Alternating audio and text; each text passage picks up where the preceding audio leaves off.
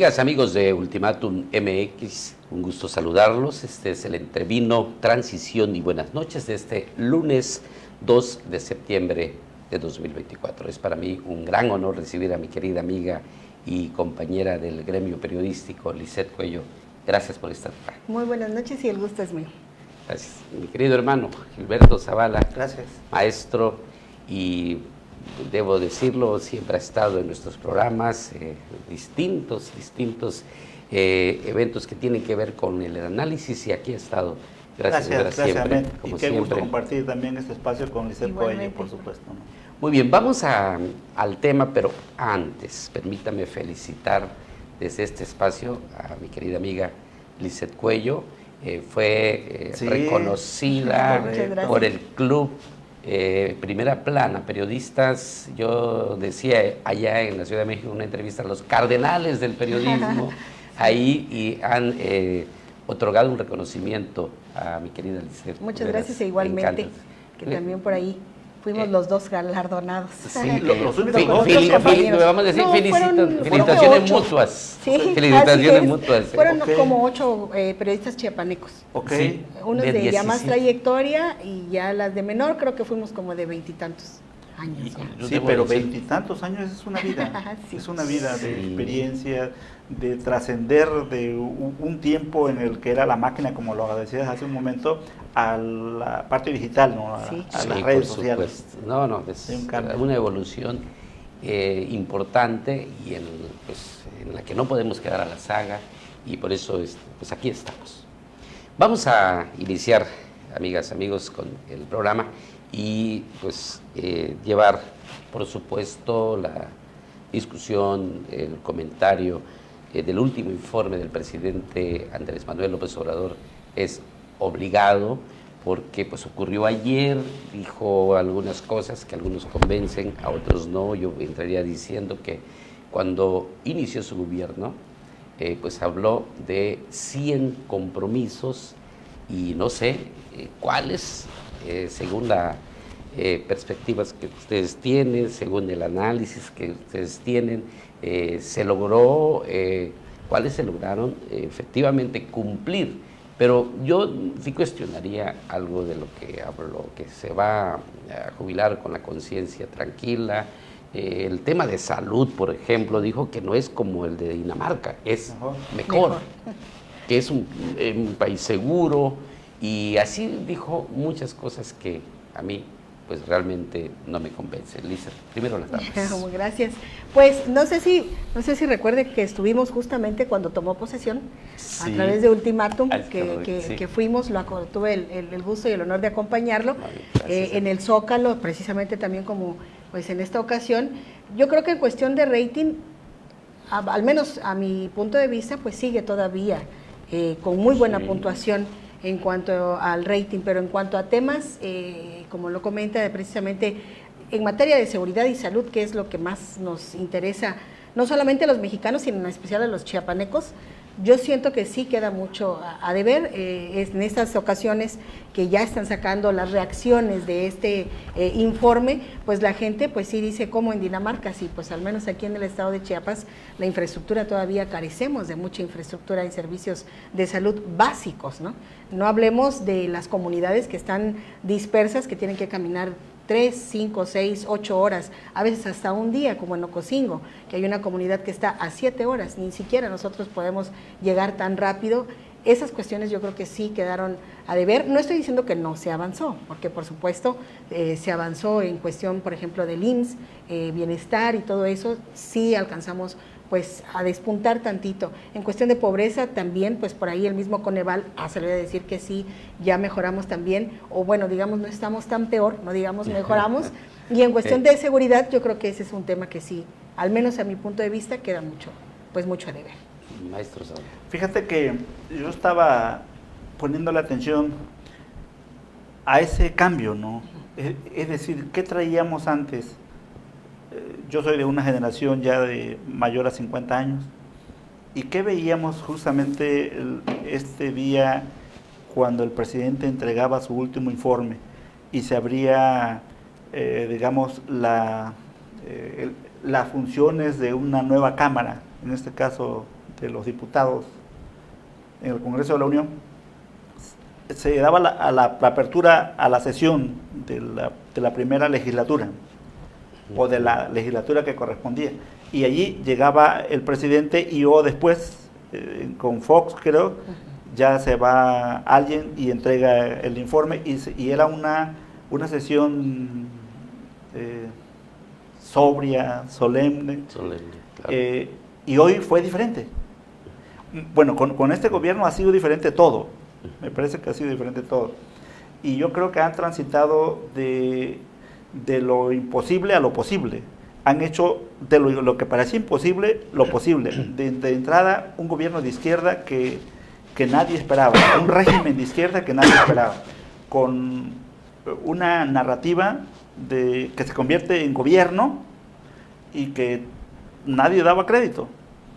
Y que nos hemos ido, creo que acostumbrando. Creo que los mexicanos nos acostumbramos finalmente a las cosas, ¿no? Y ayer efectivamente se entrega el informe y se da un discurso, se da a Luis María Alcalde, un discurso como dirigente de partido, ¿no? Sí. No la representante del Ejecutivo, sino otra cosa, y le está hablando no al pueblo de México, no a los diputados, sino a sus miembros de un partido como es Morena, nada más ni nada menos que el más poderoso del país. Y que entonces el discurso del presidente, un discurso efectivamente de éxito, de logros, de loas, de reconocerse a sí mismo, y creo que además no es para menos, hablando del presidente, que consiguió dejar atrás a un régimen como lo fue el PRI y que después lo fue en 2 periodos el PAN. Lo arranca y se posiciona. Digo, no es para menos. Lo que antes era la izquierda, que carecía de imaginación política para poder ser parte de, y que le llevó mucho tiempo, hoy en poco tiempo este nuevo régimen borra a la derecha, si tú quieres, o al partido oficial que es el PRI, y lo borra, ya no existen. El PRD ya no existe. Bueno, entonces sí tiene, yo veo motivos al presidente de decir que ha sido un éxito, que es de fiesta, y sin embargo enfrente, por ejemplo, creo que el último bastión que queda de resistencia, que es el Poder Judicial, una marcha del Ángel de la Independencia, en protesta por la forma y el fondo de esa reforma judicial, que es un tema que vamos a abordar más adelante. Claro. Pero entonces, no es el informe entonces del presidente, ni es el día de la apertura de la primera sesión de la legislatura que corresponda, sino que es la fiesta de alegría, de éxito, de haber sobrepasado todo un régimen y que va hacia adelante, y no solamente lo sobrepasa durante 6 años, sino que deja a Claudia Sheinbaum con una posición también como la primera presidenta, como que hace historia, porque al presidente le gusta la historia. Entonces creo que el presidente, pues sí, está de fiesta, ¿no? Pero el presidente. Habría que conocer qué realmente se siente en los sectores de México. No me refiero a quienes reciben los apoyos, sí, claro, que pues, han sido electoreros, pero antes de eso estamos en entrevino, damos salud para que son, para ver si así, salud, para ver si así, a ver si así, un gusto. Nos soltamos y abrimos, nos emocionamos, nos emocionamos en la crítica. Salud. Qué rico está. Muchas gracias. Por eso me gusta venir a la casa Ultimátum. Pero por supuesto, bienvenido siempre. Aquí buenas noches, ¿cómo no? Por supuesto. Decía que, bueno, estoy de acuerdo. El presidente cierra, también lo comentabas, Liz, que es impresionante la popularidad. Sí. Ningún presidente estoy de acuerdo, con esa popularidad. Están por debajo, tronados, desaprobados, rechiflas y todo lo que ya conocemos. Sin embargo, ¿qué tan real es esta construcción de este nuevo país hablamos de la inseguridad y algo fundamental, la economía. ¿Cómo realmente es el momento que vive este país después de este gobierno de Andrés Manuel? No sé qué opinen, pero los que son seguidores y que están encantados con Andrés Manuel, pues lo digo con todo respeto y cariño a nuestros adultos mayores, pero son todos aquellos que reciben los apoyos. Los AMLovers. Sí, pues, sí. ¿Qué piensas de esto? Pues en cuestión económica yo siento, bueno, hay que, no sé si es mi percepción, pero siempre me gusta ser como objetiva en lo que vemos y sobre todo en lo que la gente siente. Al menos en el día a día que nosotros estamos en calle, buscando la información, la noticia, lo principal que se siente es el sentimiento de la gente. La gente sí reconoce, por supuesto, los programas sociales que han sido de mucha ayuda, pues claro. Nunca habíamos visto a los jóvenes recibiendo becas, a las madres solteras, bueno, sí se tenían otros programas en otros sexenios, pero como que fue un poco más parejo, ¿no? Para darle a todos y que tuvieran ese apoyo para, pues, tener, no sé, a los jóvenes para su escuela.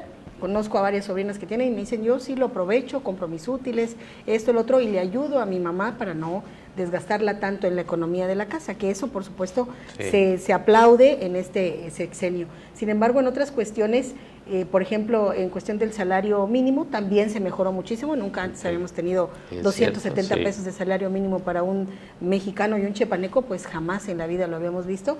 Pero siento que las cosas sí se dispararon en cuanto a la inflación, muchísimas cosas que ya no podemos adquirir y que no lo digo yo, lo dicen especialistas, economistas, que dicen ya no alcanza para comprar una canasta básica tan simple de huevos, azúcar, leche, no sé, ya no alcanza, no hay dinero tampoco que alcance en este momento. No sé ahí qué otras estrategias podría plantear la nueva presidenta electa Claudia Sheinbaum para, pues ahora sí, ver si hay continuidad de este sexenio que ya empezó con los programas sociales, pero que a lo mejor le hizo falta en cuanto a la economía para que mejorara pues toda la población.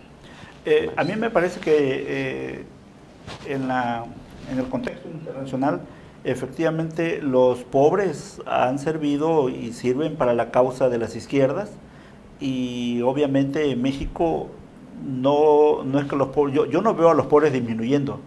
Yo veo a los pobres ensanchándose porque efectivamente tienen becas, como tú bien mencionas, tienen muchas situaciones que terminan con su bolsillo, que tocan su bolsillo, y que el cambio, digamos, ese cambio ahí se queda.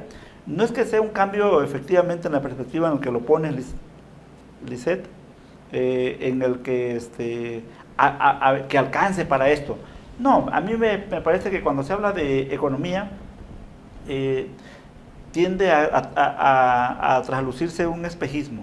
Te voy a decir, el salario mínimo, por ejemplo, yo soy maestro, en el salario mínimo efectivamente nos ha incrementado, se incrementa el salario mínimo, pero se incrementa la base de la retención del ISR, del impuesto sobre la renta. Entonces, haz de cuenta, me incrementaron al día, no sé, 400 pesos, pero me quitan 300. Pero en el colectivo ¿y eso qué importa, no? Es decir, se incrementa el salario mínimo, pero la tabla o las razones que hay desde la parte bancaria o hacendaria, claro, no se movió. Es decir, debería de ensancharse para que si yo gano, no sé, 4,000 pesos, pague yo un poco menos de impuestos y no más.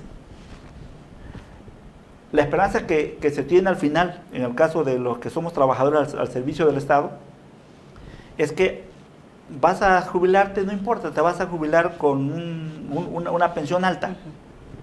Pero hoy por hoy no es cierto que estamos ganando más. No es cierto.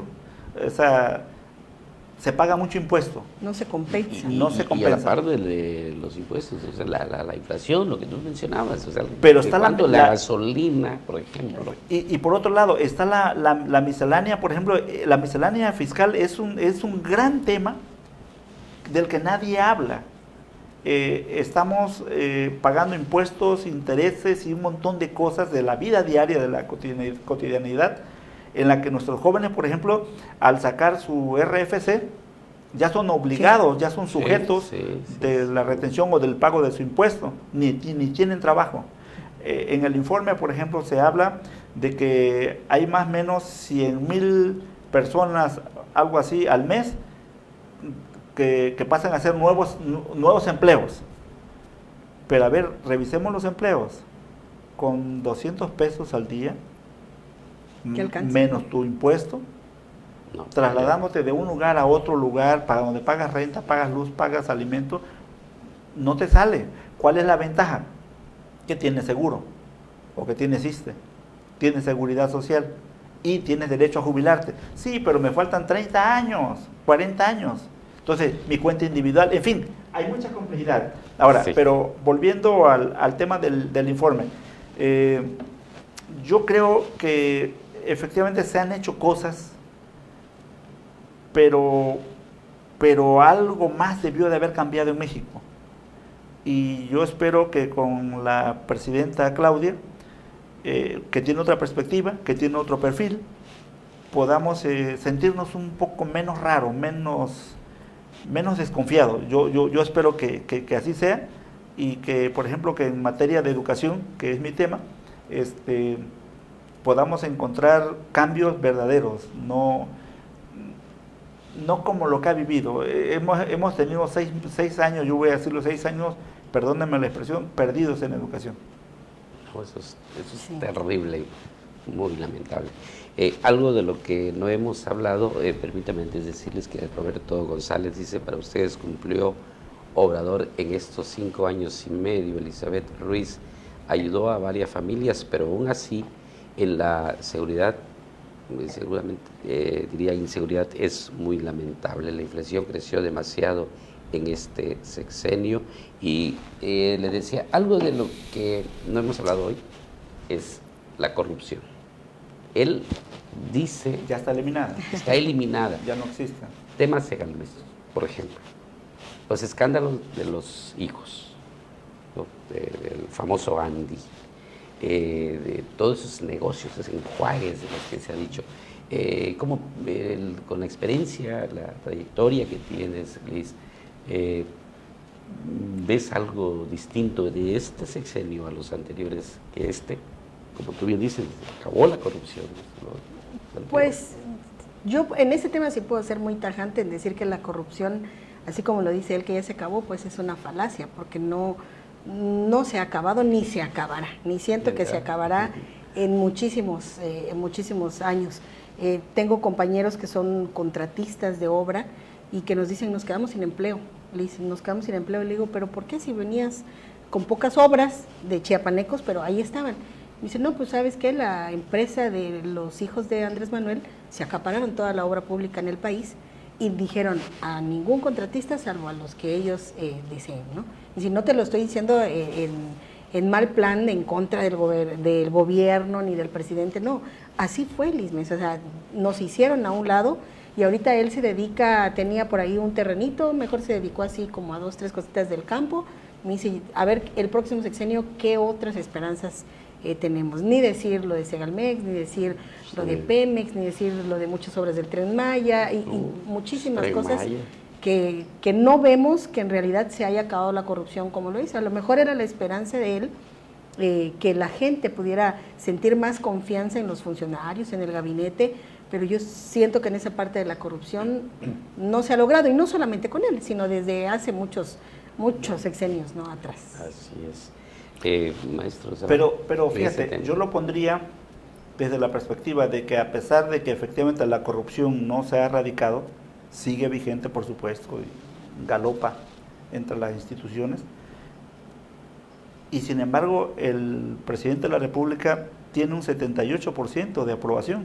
Sí. Increíble. Yo diría entonces, ¿qué está pasando, no? Me parece que somos una sociedad la que no quiere leer, la que no quiere razonar, la que prefiere verlo o escucharlo en los medios de comunicación, si bien tiene la oportunidad, pero no quiere cambiar, como que se hartó de un sistema y ahora tiene esto y a ver qué pasa, ¿no? Y a ver qué pasa, y sigue, ¿no?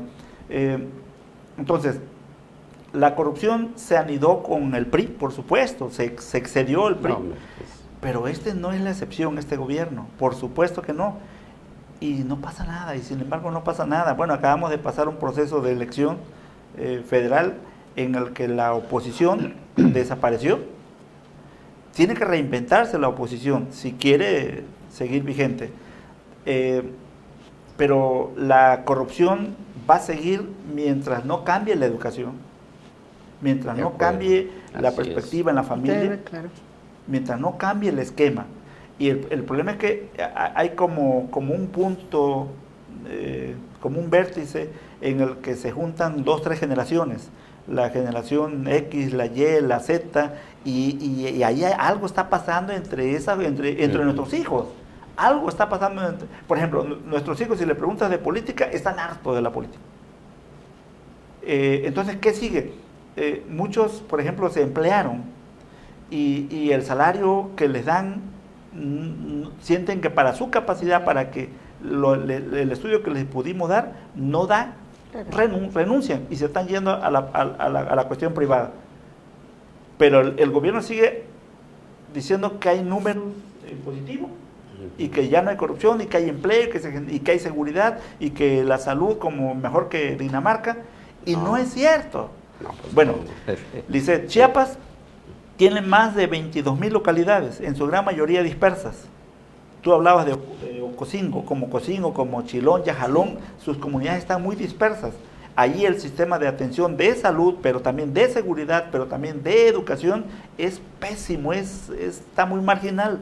Entonces, ahí, en mi opinión, lo último que pudiéramos tener como última frontera es el gobierno de Eduardo Ramírez Aguilar. Porque lo que hemos vivido estos últimos 5 o 6 años, de verdad, da tristeza. Y lo que entiendo, mi querido hermano Gil Zavala, es maestro. En términos de educación, ¿reprobado este gobierno? Por supuesto, es un gobierno que no ha querido ver lo que está pasando en la educación. Ahí te voy a un dato nada más sencillo, Lisette. Tuvimos la pandemia. Hubieron deserciones, hubieron niños que abandonaron sus escuelas, que perdieron a sus familiares, y no se ha evaluado el sistema educativo. No sabemos ni en qué condiciones quedó. No se mejoraron métodos, no se mejoraron mecanismos, procesos para recuperar los aprendizajes. Y sigue el sistema como si nada hubiera ocurrido. En corrupción seguimos viviendo como si nada hubiera ocurrido. Y de veras hace falta que funcionen muchas cosas en las instituciones, las contralorías internas, en fin, muchas cosas que debe de rehacerse y que debe de replantearse, porque hacia adentro hay un desánimo, hay un pesimismo muy grande, pero que curiosamente no se refleja. Es impotente y ha permanecido ahí escondido. No sé hasta cuánto tiempo vaya a pasar. Pues esperemos que haya un despertar. Salud. Por el despertar. Salud por el despertar, por favor. Salud, mi querido. Salud, hermanito.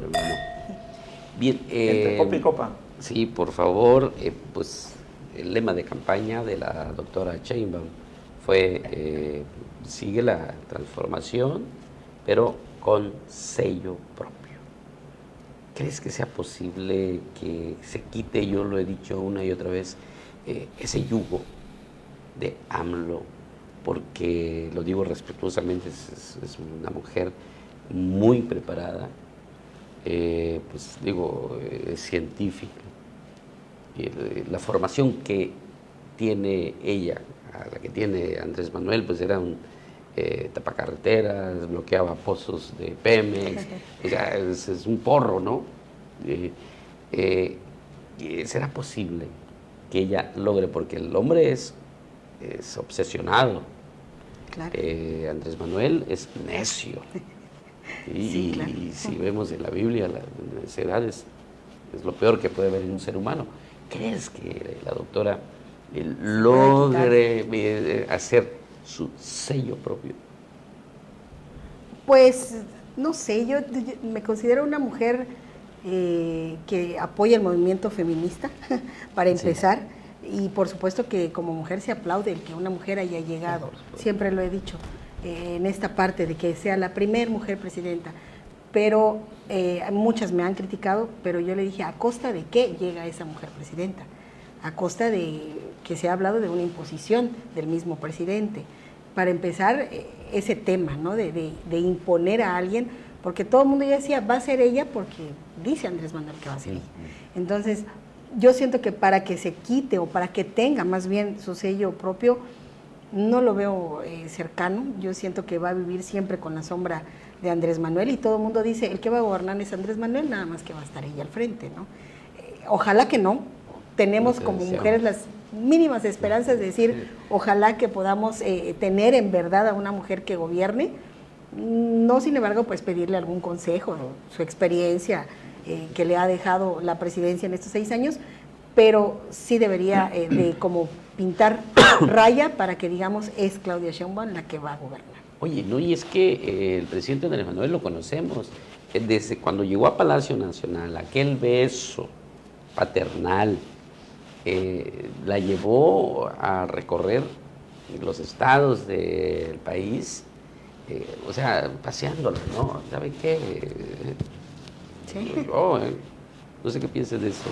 Sí, es que me estoy recordando, la plática que usted tenía ahorita me llevó a recordar a Plutarco Elías Calles, ¿no? Cuando nombra a su sucesor y que se llama el Maximato, y que no solamente lo nombra, lo hace ganar, por supuesto, y le coloca a sus funcionarios. Claudia, me parece que efectivamente quien fue el comandante, el coordinador de la campaña fue Andrés Manuel, ¿no? Con todo lo que podía ocurrir, que lo observaran, que lo sancionaran, ¿qué?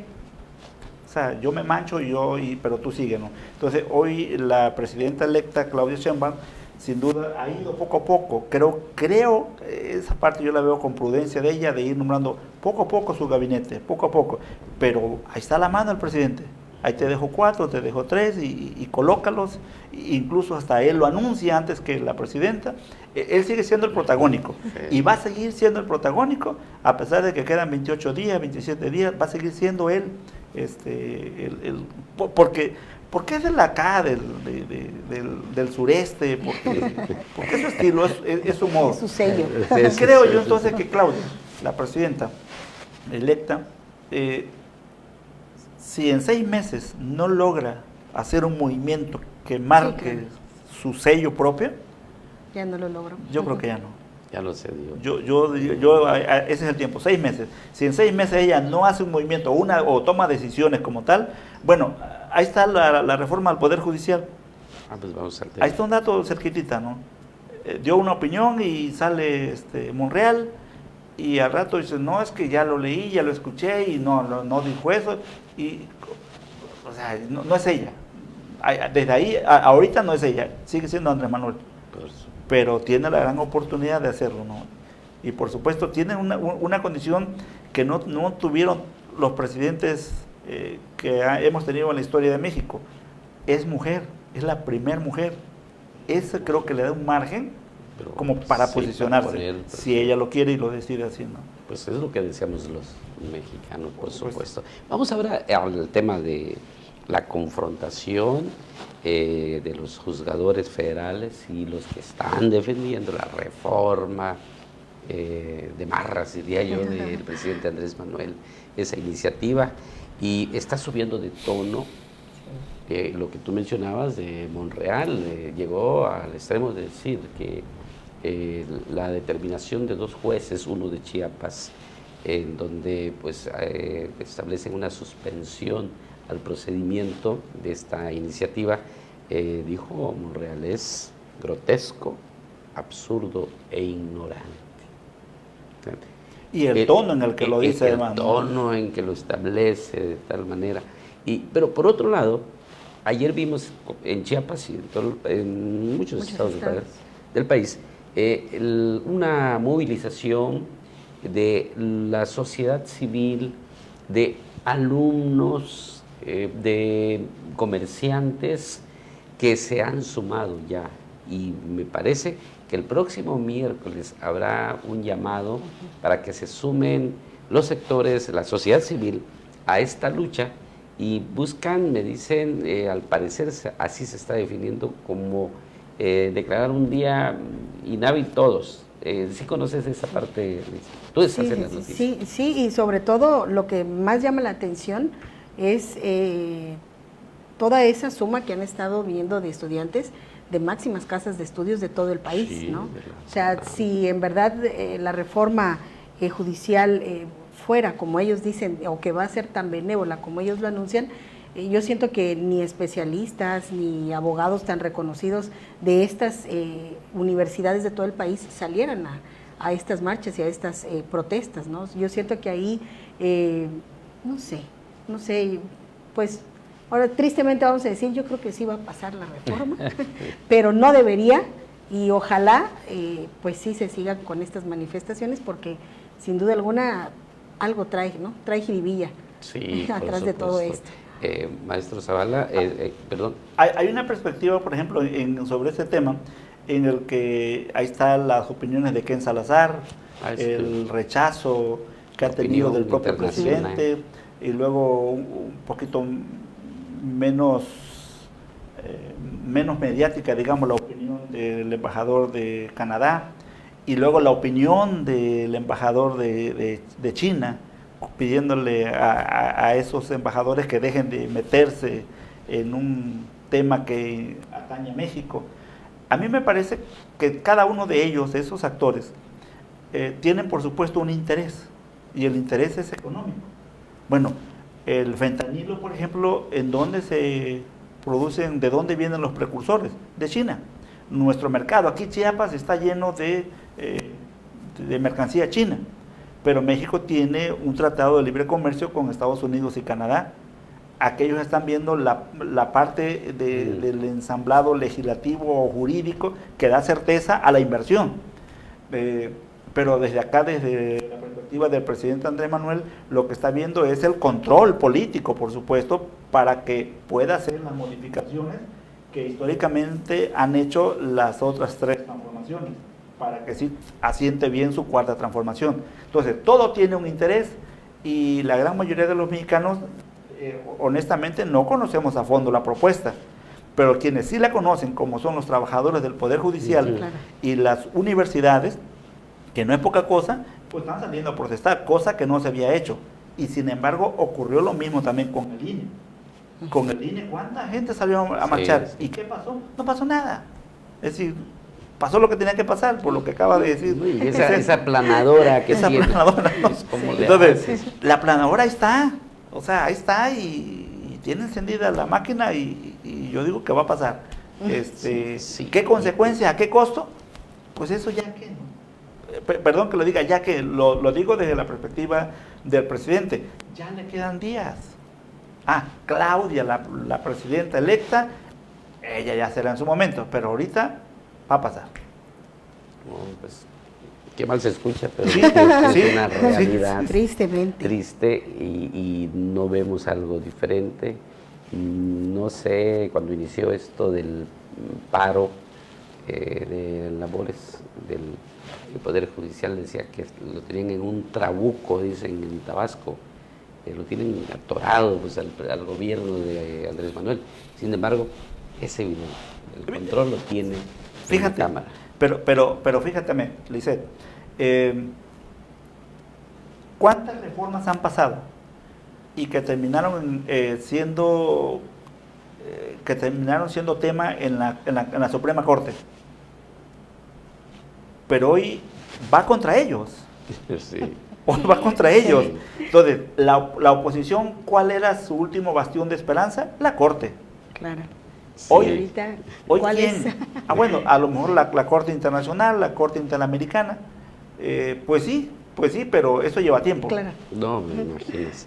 Oye, Enrique Román dice, a propósito de lo que comentaste, Lisette, esperemos que tampoco le pida consejo, mejor que busque el conocimiento de otra persona.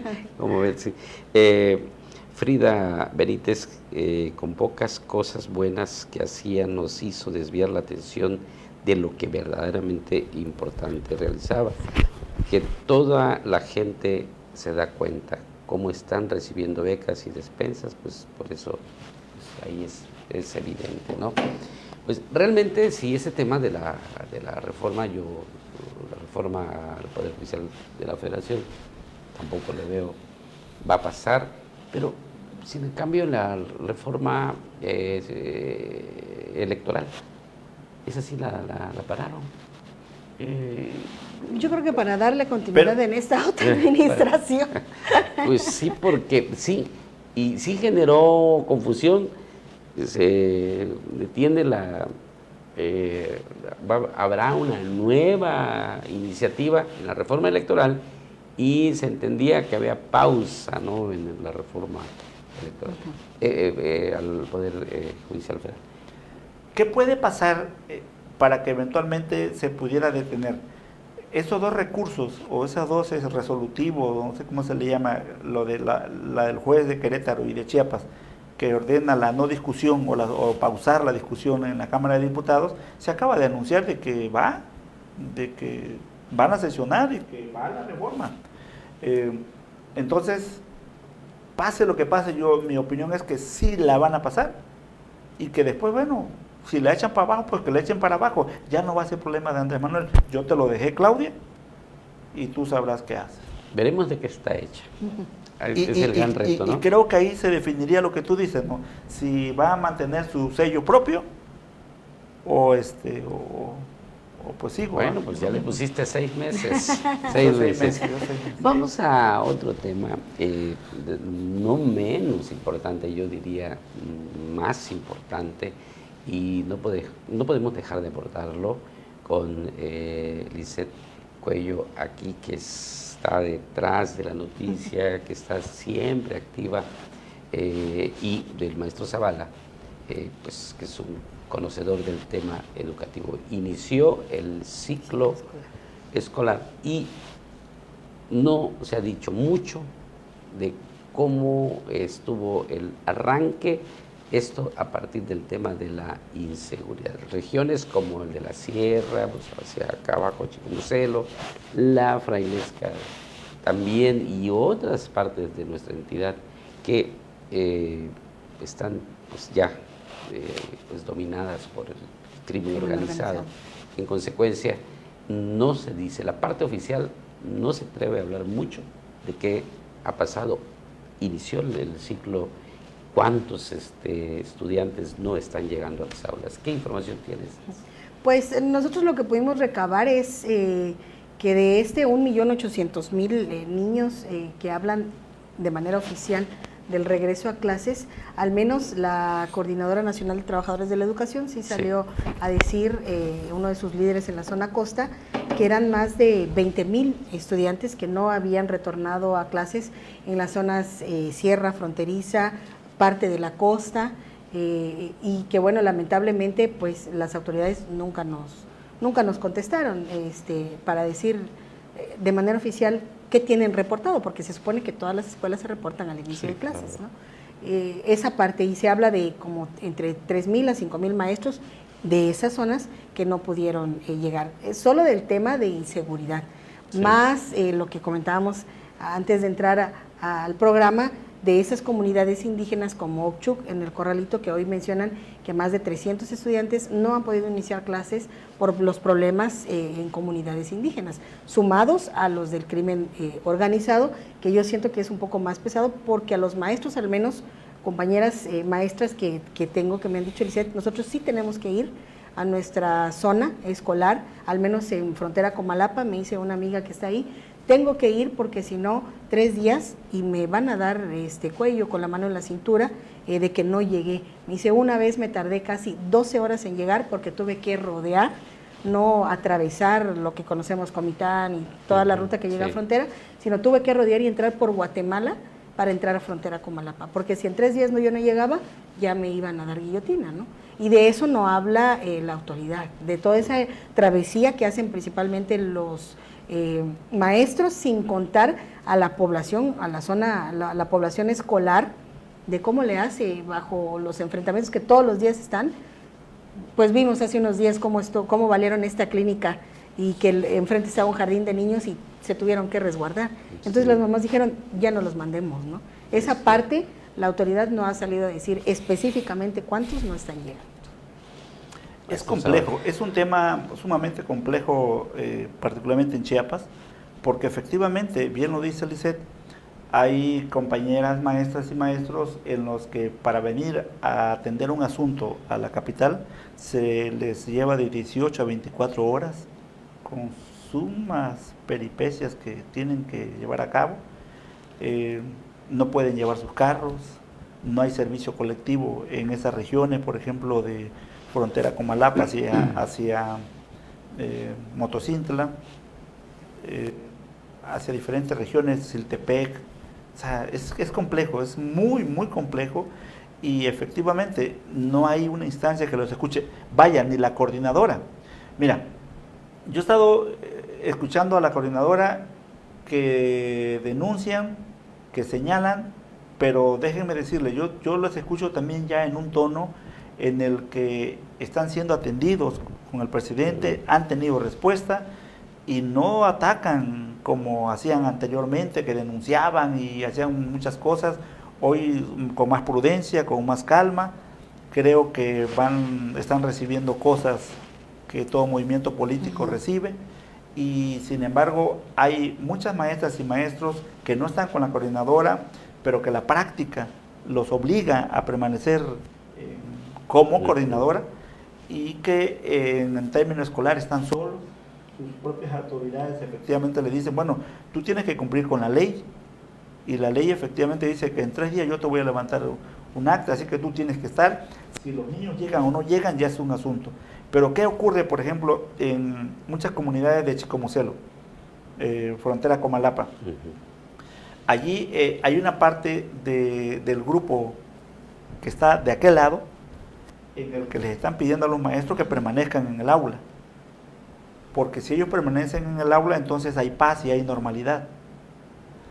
Pero el problema es, no puedes salir, y si sales no puedes entrar. Entonces está el ejército, sí, está la Guardia Nacional que presume el presidente Andrés Manuel ahora en su informe, pero ahí está nada más. O sea, ¿qué van a hacer, no? Y está el otro grupo acá. Entonces sí es un tema muy complejo, muy delicado, que nadie dice nada en términos de autoridad o de gobierno, de qué van a hacer, qué recursos pueden disponer, y muchos están prefiriendo perder su patrimonio laboral, su patrimonio de casa o de propiedades que hayan hecho, y están diciendo hasta acá. Aquí están las escuelas, Chiapa de Corzo, Berriozábal, Tuxtla Gutiérrez, San Fernando, las localidades cercanas a la capital, en donde vamos a ver que hay un incremento en la matrícula escolar, y que además se van a encontrar con otro problema: no hay mobiliario, están comprando su propio mesabanco o su propia silla y lo están llevando para que puedan tener, con la disposición de la comunidad docente, que sí puedan ingresar a tercero, cuarto, quinto, sexto o primero y segundo, y puedas permanecer, pero trae tu mesabanco y te lo recibo, no hay problema. Ahí están las estadísticas, pero nadie dice nada. Entonces, eso es triste, es lamentable. Por eso yo lo dije hace un rato y lo he dicho siempre, creo que el gobierno que viene de Eduardo Ramírez Aguilar es la última esperanza que tenemos para mejorar, para poner un alto y diagnosticar verdaderamente qué pasa en educación. Tiene que haber un cambio en la actitud de los servidores públicos, de la administración, de la manera en cómo se enfrentan los problemas, sobre todo en la educación básica, que es preescolar, primaria y secundaria, porque ahí están pasando muchísimas cosas, con problemas en los que el aprendizaje escolar es mínimo. Está triste, hay alumnos de cuarto y quinto que no saben leer y escribir, y hay que hacer un replanteamiento del papel del maestro, la seguridad que le tiene que dar el Estado y las propias autoridades para acompañarlo en el aula, el acompañamiento académico, pedagógico de esos maestros, en fin, un sinfín de cosas que tienen que cambiar. Tenemos que aprovechar lo que plantea, y aquí lo digo muy en serio, la nueva escuela mexicana. La nueva escuela mexicana abre un compás importantísimo para que a estas alturas de este ciclo escolar que acaba de terminar y el que ahora inicia, pueda mejorarse, pero no se va a mejorar si el aspecto de seguridad está por los suelos y nadie dice nada. Entonces yo aspiro, insisto, que el próximo gobierno verdaderamente, como lo ha dicho y se ha comprometido, que el tema de la seguridad está dentro de sus prioridades, y bienvenidas sean sus acciones, ¿no? Por supuesto, sin perder la seriedad con la que planteas, mi querido maestro Zavala. el tema de la educación, quiero ir al último punto respecto a la expectativa que existe en relación a los chiapanecos que estarán al lado de Eduardo Ramírez Aguilar en su gabinete. He escuchado el nombre de Miguel Prado, el sirenito, para ser secretario de Educación, porque Mario Delgado, que es un amigo muy cercano de Tonalteco, pues podría ser él, pues, secretario de Educación a nivel federal, podría ser. Eso sería terrible, pero por favor, si queremos, que yo sí quiero creer en que Eduardo Ramírez no se va a equivocar en la conformación de su gabinete. Cerremos el tema. ¿Qué sabes de esto? Se inició una gran zancadilla de efervescencia, de pronto bajó y luego sube. ¿Qué has escuchado? Están todavía con esa cosquilla muchos, ¿no? Yo por ahí, bueno, platicaba con personas que obviamente son nuestras fuentes confiables, y por ahí nos mencionaban a una serie de personas en cuestión educativa. Primero mencionaban a Malena Torres, posteriormente Sonia Rincón, Ricardo Aguilar Gordillo, y ahorita, ¿no? Esto otro que está el saliendo, dirigente, ¿no?, del partido, ¿cómo se llama? El que era discípulo de Ricardo Aguilar. Sí, Alfredo. Alfredo. Sí, también era discípulo. Era, ya no es, se reveló. 4 o 5 nombres en materia educativa, en materia de seguridad. Se habla también de muchos, ¿no? Se habla del principal, de Jorge Llave Navarca, pero pues sabemos que va a estar en el Congreso, aunque pueden haber movimientos. En cuestión de la Secretaría de Gobierno, pues se habla de Gómez Aranda, y luego, bueno, yo creo que de Paticonde, se habla todavía de muchos movimientos, pero pues ya lo platicábamos acá, a lo mejor muy probablemente por ahí de octubre, principios de noviembre, podrían ya empezarse a dar como esos destellos, y que pues yo creo que toda la gente quiere pensar que este gobierno de Eduardo Ramírez Aguilar, al menos sabemos que él es una persona que se maneja pues solo, ¿no? Siempre se ha manejado solo en ese aspecto de decir mis decisiones, esto, lo otro. Esperamos que así se mantenga en esta ocasión, pues sabemos por supuesto que hay favores políticos que hay que pagar con este tiempo electoral, pero que ojalá esos puestos principales, al menos como el tema educativo, de seguridad, pues sí se los den a personas que estén ya con una experiencia, que lo necesitamos. Así es, maestro. Yo he escuchado eso que mencionas, que resumes, querido Ahmed, sí, hermano. Y yo alguna vez me he puesto a pensar cómo desde la educación queremos recordar o quisiéramos recordar al gobierno de Eduardo Ramírez Aguilar después del 2030. A Ramírez Aguilar lo vi durante la campaña, las pocas veces que tuve oportunidad de estar en alguno de sus eventos. Una persona seria, madura, responsable, con ganas de gobernar y de, ahora sí, de transformar Chiapas, de sacarlo de ese marasmo en el que nos hemos encontrado, y creo que él lo veo consciente de esa responsabilidad. Y sin embargo, la historia también registra que todos los gobiernos se han equivocado, todos los gobernadores se han equivocado. En todos los gobiernos hemos encontrado gobiernos constitucionales que son truncados por interinos, y que cada uno de ellos ha puesto 1, 2 o hasta 3 secretarios de educación, y hemos perdido un sinfín de acumulado de años. En el último, digamos, medio siglo, hemos perdido mucho tiempo en materia de educación. En educación se le ha dedicado mucho tiempo a arreglos políticos que no sirven, que se rompen en poco tiempo, y recursos públicos invertidos. Se generó en algún gobierno el llamado movimiento magisterial y popular, que le heredaron a Pedro Gómez Vámaca, y creció con ayuda del gobierno a costa de ese detrimento educativo que ahora tenemos acumulado en Chiapas. Por lo tanto, yo espero que en el gobierno de Eduardo Ramírez Aguilar estén discutiendo, los que tengan que discutir ahora, un proyecto de educación que permita resolver, por ejemplo, esos índices que tenemos en deserción, en aprovechamiento escolar, en qué hacer en materia de educación, de la administración de la educación, qué vamos a hacer en educación básica. Más que todo mundo quiere ser efectivamente secretario o secretaria de educación y están en su margen, están en su derecho de apostarle. Pero yo más bien diría que en la responsabilidad que va a tener el gobernador Ramírez Aguilar, él que conoce bien el tema educativo y que conoce bien a la coordinadora, le esté apostando a transformar grandes líneas al interior, y si lo hace, de verdad, sí va a ser recordado como un gran gobernador.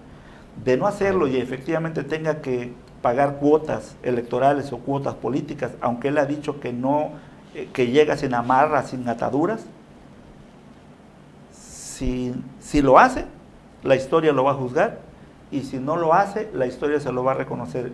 Yo apostaría porque le estemos reconociendo después del 2030 que hubo cambio, que hubo responsabilidad, que hubo seriedad y que se puede reconstruir el tejido educativo en Chiapas. Muy bien, pues excelente. Yo también creo que Eduardo Ramírez no se va a equivocar, lo respalda. 1.870.000 votos. En consecuencia tiene la confianza del pueblo chiapaneco. Y la esperanza, la confianza y la esperanza. A ellos fueron a depositar su voto por esa esperanza. Así es de que, pues, ya veremos. Quiero agradecerte, Lisette Cuello. Gracias por estar. A ustedes y ojalá que pronto coincidamos nuevamente. Pero por favor, bienvenida siempre, querido hermano. Hermanito, muchas gracias por estar acompañado aquí de Lisette, y además de una copa de vino. Por favor. Por el diálogo y el auditorio que tenemos en este programa, de verdad muy agradecido. Encantado de que hayan estado esta noche con nosotros en Entrevino Transición, y buenas noches. Nos vemos el próximo lunes. Buenas noches.